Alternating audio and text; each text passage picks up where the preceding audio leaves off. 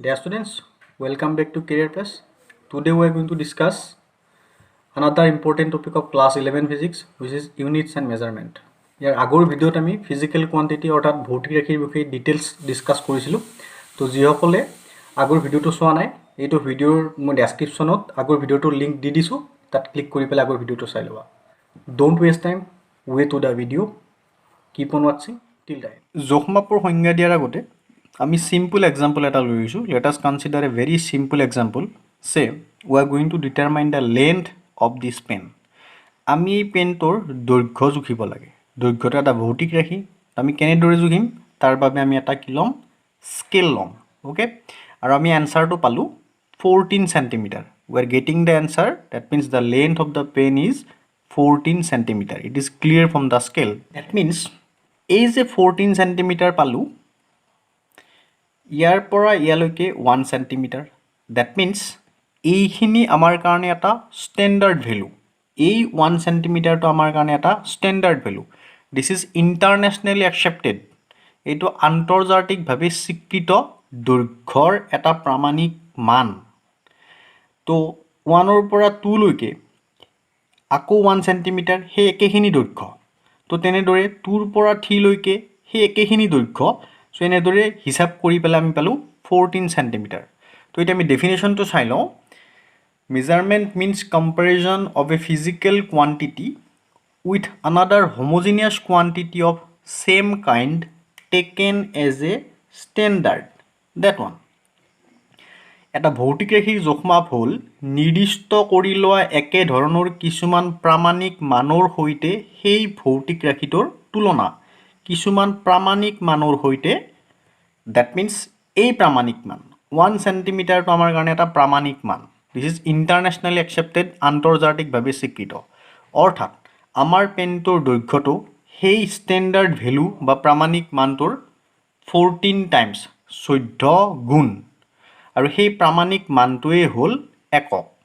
তো unit nothing else, the standard এই 1 centimeter, এই চেণ্টিমিটাৰটোৱে হ'ল এটা কি unit. That means we are getting the answer. Say for example, I am taking length of the pen.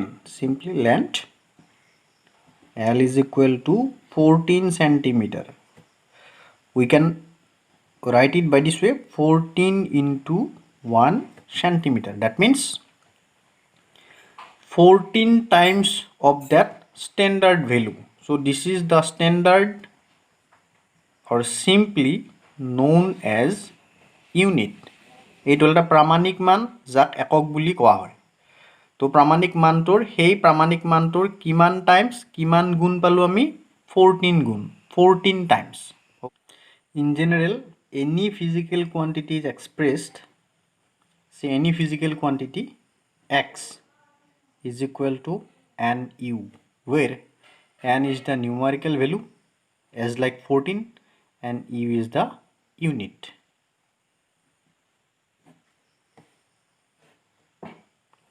So this is the measurement of any physical quantity. যিকোনো ভৌতিক ৰাশি এটাৰ জোখমাপ আমি এই দুটা মানৰ দ্বাৰা বুজাওঁ।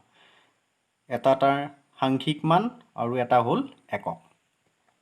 যিকোনো এটা অবিহনে এটা ভৌতিক ৰাশিৰ জোখমাপ কেতিয়াও সম্পূৰ্ণ নহয়।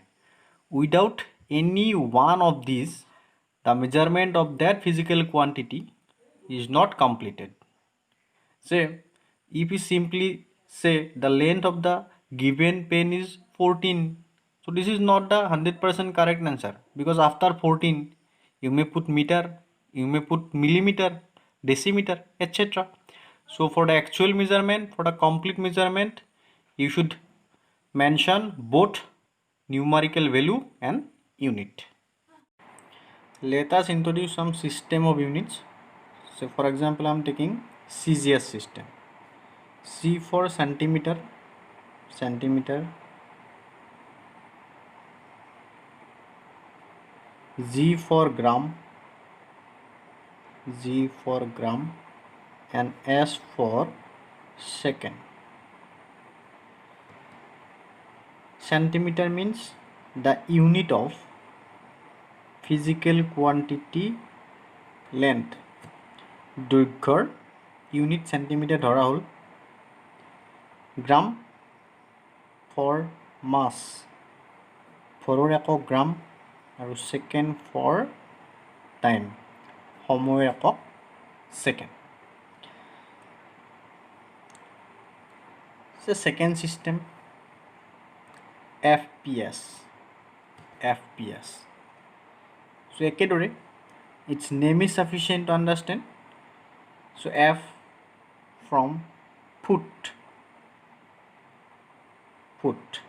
P pound and again S second so according to FPS system মতে লেন্থৰ একক হ'ল ফুট মাছৰ একক ভৰৰ একক পাউণ্ড আৰু সময়ৰ একক second next one MKS so again M from meter K from kilogram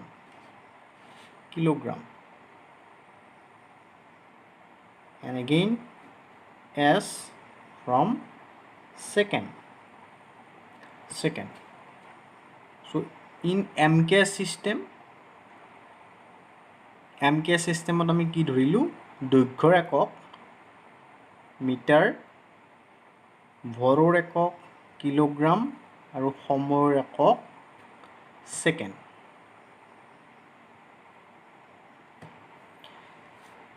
so before 1960 আগত এই তিনিটা system of units these three system of units was most widely used CGS FPS MKS এই আটাইকেইটা চিষ্টেমৰ এটা সিমিলাৰিটি আছে so introducing the units for three most widely using physical quantity number one length second denotes mass and third one time এই আটাইকেইটা পদ্ধতিত দৈৰ্ঘ্য ভৰ আৰু সময়ৰ একক বেলেগ বেলেগকৈ নিৰ্ণয় কৰা হৈছে CGS FPS MKS and the last one which are most widely used that one SI system আমি বৰ্তমান সময়ত বহুলভাৱে ব্যৱহাৰ কৰা আন এটা পদ্ধতি ললোঁ SI পদ্ধতি যাক ফুল ফৰ্মত কোৱা হয় System International the unit it was introduced in 1960 মনত ৰাখিবা by the General Conference of Weights and Measures এই পদ্ধতি মতে টোটেল 7টা বেসিকৰ ফান্ডামেন্টাল মৌলিক ভৌতিক ৰাশি দুটা সাপ্লিমেন্টাৰি ইউনিট আৰু বাকিবোৰ ডিৰাইভড ইউনিট বা যৌগিক ভৌতিক ৰাশি হিচাপে ধৰা হয় সো এই 7টা ভৌতিক ৰাশিৰ বিষয়ে আমি ইয়াৰ আগৰ ভিডিঅ'টোত চাইছো তোমালোকৰ যিসকলে আগৰ ভিডিঅ'টো চোৱা নাই মই ডেসক্ৰিপচনত লিংকটো দি দিম তাৰ পৰা ক্লিক কৰি পালে চাই লবা so that means according to the system fundamental unit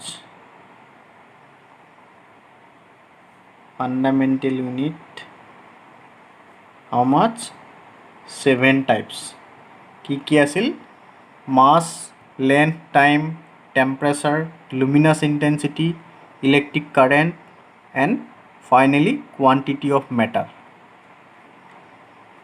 two supplementary units two এটা মই লিখাই দিছো আগতে ইয়াৰ বিষয়ে ডিসকাস কৰা নাছিল আমি প্লেন অ্যাঙ্গল যাক আমি ৰেডিয়ানৰ সহায়ত প্ৰকাশ কৰো ৰেডিয়ান আৰু সলিড অ্যাঙ্গল যাৰ SI একক হ'ল ষ্টেৰিডিয়ান SR symbol SR ষ্টেৰিডিয়ান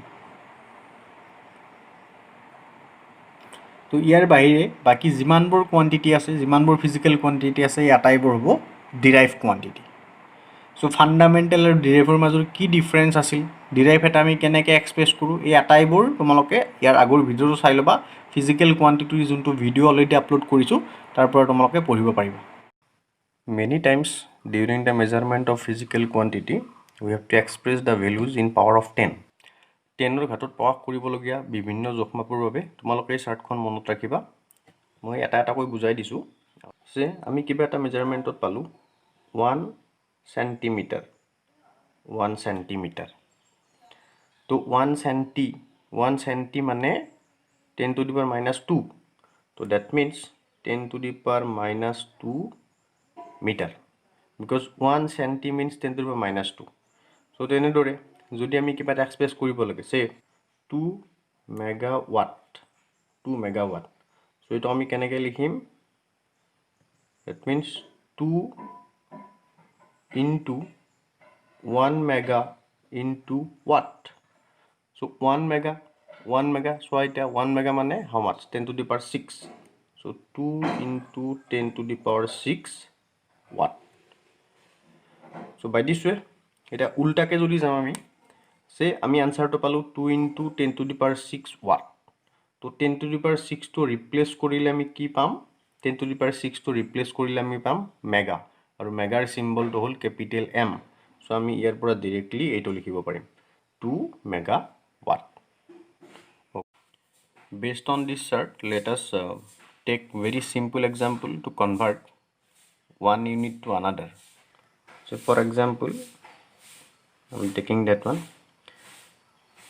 say this is given 1 micrometer is equal to fill in the blanks say that one how much millimeter in 1 micrometer how much centimeter this is the question how you are going to solve this is very easy so আমাক কি দিয়া আছে 1 micrometer দিয়া আছে so আমি জানো 1 micrometer মানে 1 micro আমি কেৰে ৰিপ্লেস কৰিম 10 to the power minus 6 so that means 1 micro ৰিপ্লেস কৰিলে 10 to the power 6 আৰু মিটাৰটো থাকিব ইয়াতে মিটাৰ ওকে so আমি কি পুট কৰিব লাগে এটা 10 to the power minus 6 মিটাৰক millimetre কৰিব লাগে বা সেন্টিমিটাৰ কৰিব লাগে ওকে এটা মিলিমিটাৰ মানে কি আমি জানিব লাগিব 10 to the power minus 3 মানে আমি কি লিখিব পাৰো মিলি লিখিব পাৰো তো 10 to the power minus 6 ক আমি এনেকৈ লিখিব পাৰিম 10 to the power minus 3 10 to the power minus 3